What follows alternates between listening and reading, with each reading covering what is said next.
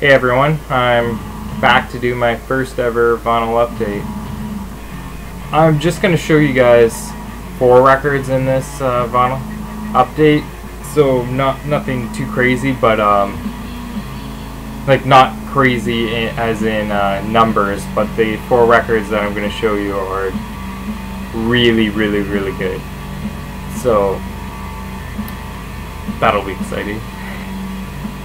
And the reason is that these are 4 records that I picked up in stores over the past month, but the rest of the records that I bought have been at garage sales. I've been going garage sailing every Saturday, and even this morning I went, and I've been picking up a lot of just kind of classic rock stuff to fill in holes in my collection, stuff that I've never bothered to pick up in a record store because I figured that I could probably one day find cheap, and I have, so hypothesis correct. But yeah, I've been buying like $1 records at record stores or at garage sales recently, and today I went to this massive garage sale that they had in Ottawa, where like hundreds of houses participate in. So that was really cool. But most of the people selling records there were I guess collectors, just going to their friends' houses to sell records, because they're just selling records for insane prices. Most of them were selling some decent stuff, but like more expensive than it would be if you ever found it in a store. And I looked through some of them, but I didn't find anything worthwhile. Or it would just be ridiculous, like 10 times what you would pay in the store. There were some sellers selling like Beatles records, and even the crappier Beatles records, like Beatles 65 for $80, and it wouldn't even be in good condition. So, but I was able to find one box of $1 records that the seller was just putting them out, and this was early on in the morning. Excuse me. Except there were two guys in front of me, so I had to wait my turn to have a look, and first 2 guys walked away with quite a bit of the good stuff in the box, but by the time it was my turn, there was still some decent stuff left. So I bought 6 records from that guy for $1 each, and then I biked down to one of my local record stores and traded it in for $30 in trade-in, and picked up 2 really good records. So that's what I'm about to show.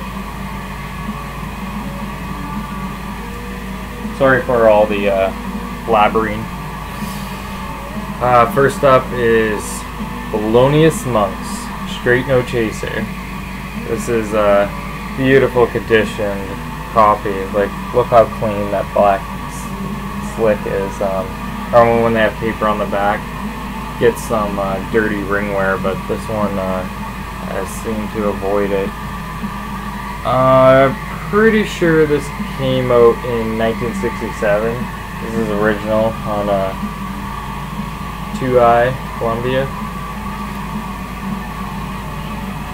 But yeah, I think this came out in 1967. I should have checked up on that, but kind of the later part of Monk's career, but one of his best albums, definitely. Really strong. From the first time I heard Thelonious Monk, I just fell in love with his playing. It's just his sense of space, his creativity, uniqueness, yeah, so many things. Like he may not have the technique of players like Art Tatum, but like he still has good technique. I'm not saying that. I'm just saying he doesn't play like Art Tatum. and but I'd still choose him any day because he comes up with some of the most beautiful songs ever, and this is a really good album. And I never find his stuff, so like the only other thing I have by him is this compilation, and I pulled this out too because I tried filming this video once before. Plenty Smug with John Coltrane at Carnegie Hall. Really, really good record. That was issued a couple of years ago, like 2007 or something. But pick that up if you don't have it. Anyways, getting back on track, yeah, I never find his albums in I never find original copies of his albums, or when I do, they're scratched up, so I just pass on them. But there's not a mark on that album. And here's another jazz classic, also in this one's in like near mint shape. You can see, look at that gloss on the cover. Oh, just so nice. But yeah, the seller at the store had original near mint, and it's really good condition. And here's the gatefold. So the gatefold. For those of you that don't know, I mentioned it in my other video too, the originals in Canada came out on Spartan Records. Spartan was the Impulse distributor, and I've never seen one before on a gold label. It's always been the other Spartan originals that I have are all on a red label or a black label. Yeah, red label with silver writing or black label with silver writing. But I kind of have a mini obsession with Impulse labels, with the Impulse label, and I'm planning on showing doing a video of my Impulse collection sometime next week. So this will be a great addition for it, and it's a really good record. Archie Shepp is kind of one of the pioneers, or like one of the big players, I guess, in the free avant-garde jazz that was taking place in the 60s, and well, it was at its peak in the 60s. On side one of this record, there's it's one song called "The Portrait of Robert Thompson," kind of a suite though, made up of 3 different parts. It's pretty crazy, kind of a free jazz freakout. And that's not the right words, like it's not a jam, but anyways, a very heavy avant-garde track.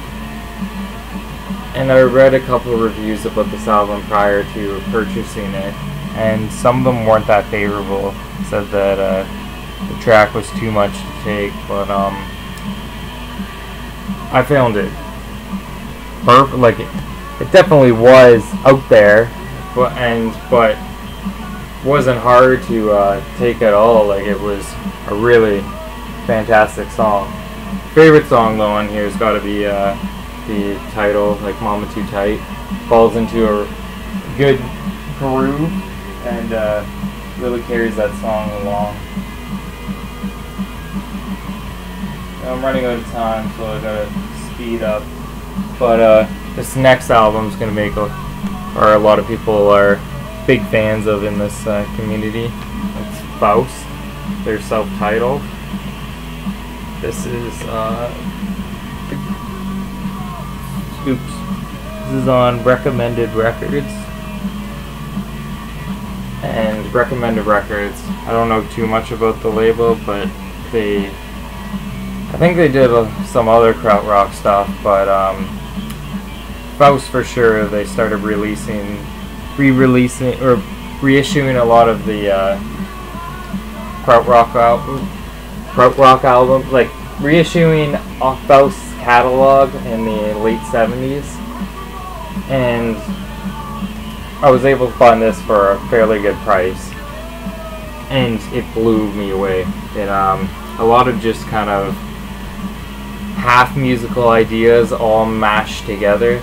Kind of like they're screwing around, but they actually pull it off really well. It really works, and or at least I thought it did, and really strong record, and blew me away unlike this album did. I really liked this album when I bought it, but it didn't blow me away. And that's Faust so far. And as you can see, it's got the title as it originally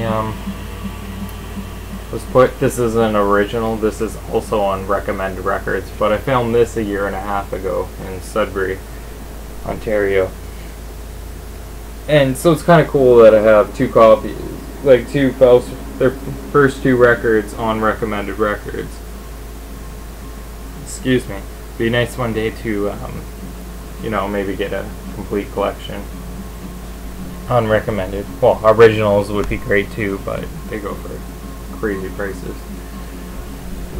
And this one's very good too, but it's kind of, I'd say, like, it's not experimental as their first, and it's kind of them, well, what I think of them paying tribute to a lot of the bands, artists that have influenced them, because you can hear it. It's not that cohesive. Like, it's a lot of really good songs, but all kind of just paint. You can just hear lots of bands in each song, like where they're getting their influence from in that individual song. That wasn't the best explanation ever, but anyways, you should check it out for yourself. Yeah, prior to that point, I hadn't listened to a lot of krautrock.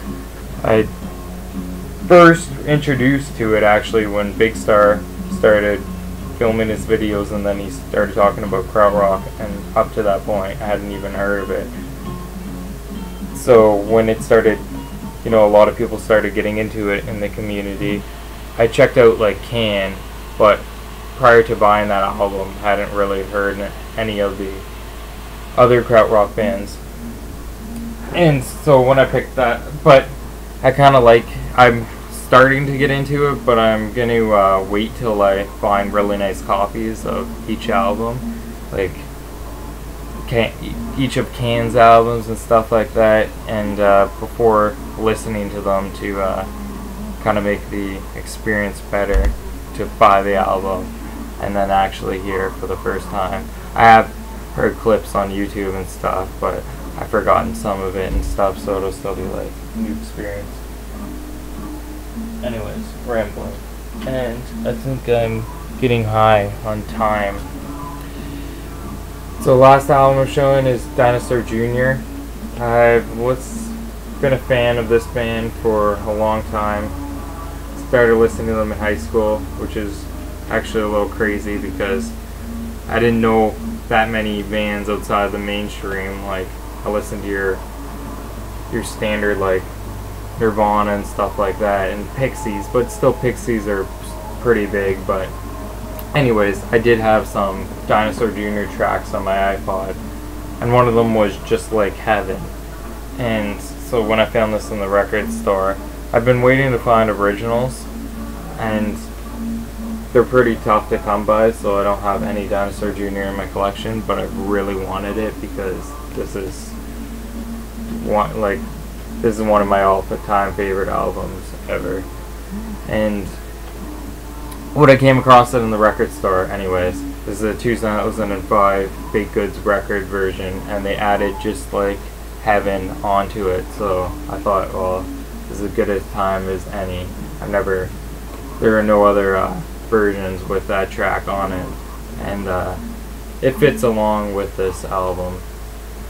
So, and it's playing in the background. But that's it for my records. Thanks for watching, and I'll talk to you guys.